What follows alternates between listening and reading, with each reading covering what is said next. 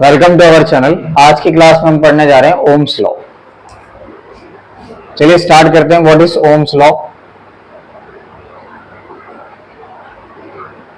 तो Ohm's law हमें क्या बताता है? देखिए, हमारे पास एक मेटालिक वायर है और इसमें हम कनेक्ट कर देते हैं एक सेल और यहां पे एक प्लग की मीन्स होता है switch.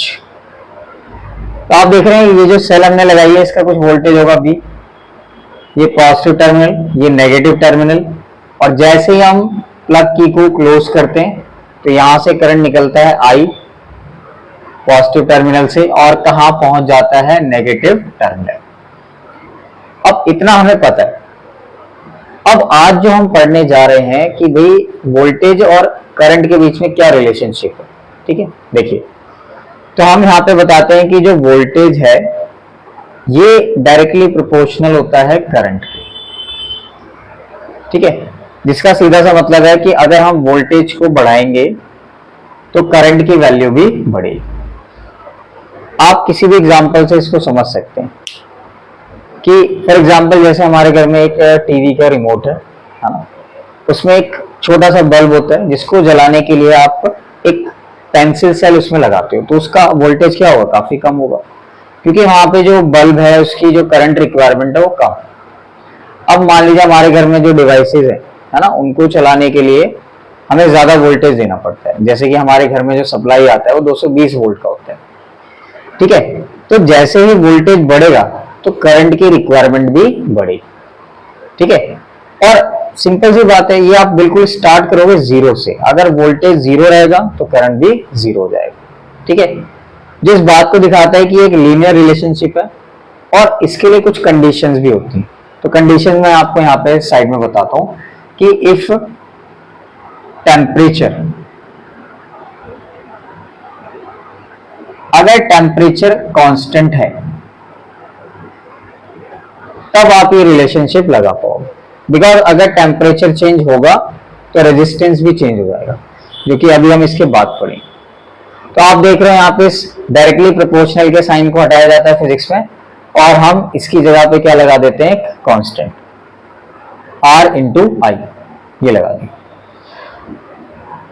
Where R is equal to क्या कहलाता है? देखिए, कांस्टेंट तो ये कहलाएगी। इस कांस्टेंट को हम स्टडी भी करेंगे अच्छे से। इसका नाम होता है रेजिस्टेंस, और रेजिस्टेंस वर्ड से बिल्कुल समझ में आता है कि क्या इसकी मीनिंग है। हम इसको यहां पे समझते हैं। तो यहां पे लिखा हुआ रेजिस्ट। रेजिस्ट का मतलब ही होता है टू अपोज, मतलब होता है कि किसी का विरोध करना। ठीक है, तो यहां पे रेजिस्टेंस का क्या मतलब निकला? तो रेजिस्टेंस एक प्रॉपर्टी है, प्रॉपर्टी ऑफ एनी मटेरियल। इसमें कोई भी मटेरियल आ सकता है। अभी आपके केस में वायर रहेंगे, तो property of any material which oppose the current, which oppose the current, जो करंट को अपोज करे। ठीक है, तो यहां तक हमने पढ़ा। अब इसके बाद हम इसकी ना यूनिट वगैरह निकाल लेते हैं। बाकी मैं आर का रीजन भी आपको बताता हूं कि आर बेसिकली है क्या। ये तो मैंने बताया इसका नेचर क्या है, ये एक प्रॉपर्टी है। तो हम बात करते हैं कि आर हमारे पास क्या आ गया? आर इज इक्वल टू आ गया है V अपॉन आई। ठीक है, तो हम यहाँ पे इसकी यूनिट निकाल लेते हैं। यूनिट इसकी क्या होगी? देखिए, ये होता है वोल्ट और ये होता है एम्पियर। तो V अपॉन ए, जिसको हम लिखते हैं वोल्ट पर एम्पियर, और फाइनली R जो है वो वोल्ट पर एम्पियर क्या कहलाता है? ओम कहलाता है, ओम। ये ग्रीक लेटर है, इसको हम ओमेगा पढ़ते हैं, बट आप इसको अब ओम पढ़ेंगे क्योंकि यहाँ पे साइंटिस्ट हैं जॉर्ज साइमन ओम, उनके नाम पे ये है। तो यहाँ पे इसकी यूनिट आती है, it is a Greek letter. अब बात करते हैं हम यहाँ पे कि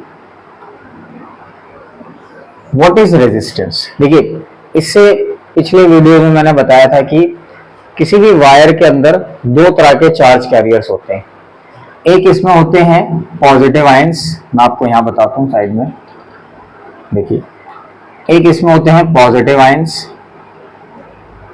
और एक होते हैं हमारे फ्री इलेक्ट्रॉन्स। अब यहाँ पे ना रेजिस्टेंस बेसिकली बना किस वजह से, है ना, कहां से आ गई ये प्रॉपर्टी? तो आप देख रहे हैं कोई भी मटेरियल है, ये एक प्रॉपर्टी एग्जिस्ट कर रही है, तो किस बेसिस पे? तो हमें पता है ये जो पॉजिटिव आयंस हैं ये हमेशा स्टैटिक वे में होते हैं, ये मूव नहीं करते, ये हमने पढ़ा था। और ये होते हैं रैंडम मोशन, ठीक है। अब बात करते हैं कि इनके अगर नंबर्स की बात करें, है ना, इलेक्ट्रॉन्स के नंबर्स की अगर हम बात करें, इसका जो ऑर्डर ऑफ मैग्नीट्यूड होता है वो होता है 10 की पावर 29, ठीक है। मतलब इलेक्ट्रॉन्स बहुत सारे हैं एक मेटेलिक वायर में। फिर हम क्या देखते हैं कि ये जो इलेक्ट्रॉन्स है रैंडम मोशन में, फिर हम उसमें सेल लगाते हैं, जो कि हमारा मतलब before connecting a cell situation में रैंडम मोशन ज्यादा होता है, बट हम सब सेल कनेक्ट कर देते हैं तो रैंडम मोशन पहले से कम हो जाता है। लेकिन हमेशा ये बात ध्यान रखनी है कि रैंडमनेस कभी खत्म नहीं होती है। मैं आपको यहाँ पे एक छोटे से फिगर में समझाता हूँ। यहाँ पे बेसिकली क्या होता है, ये मान लीजिए हमारे पास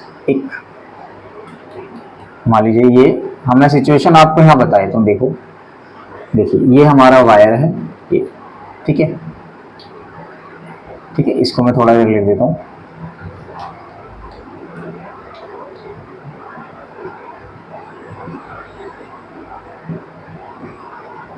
ये temperature constant.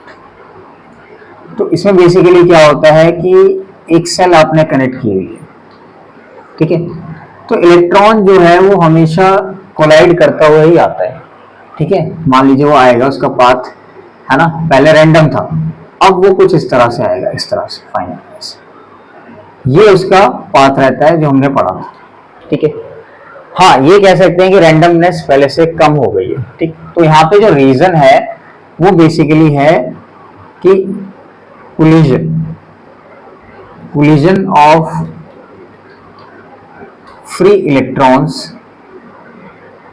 with positive ions, ठीक है।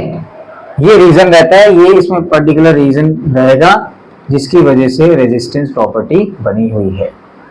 तो नंबर ऑफ कोलिजन्स बढ़ जाते हैं बिकॉज ऑफ, यहाँ पे एक फैक्टर और होता है वो है थर्मल एनर्जी, कि सराउंडिंग्स का जो टेम्परेचर है उसकी वजह से भी रैंडमनेस काफी बढ़ जाती है। तो ये रेजिस्टेंस जो प्रॉपर्टी है ये आप जब आगे पढ़ेंगे तो टेम्परेचर बढ़ाने से बढ़ेगी। तो आज की वीडियो में हमने ये देखा, फिर हम इससे नेक्स्ट वीडियो में हम देखेंगे कि what is resistance and resistivity. Thank you so much.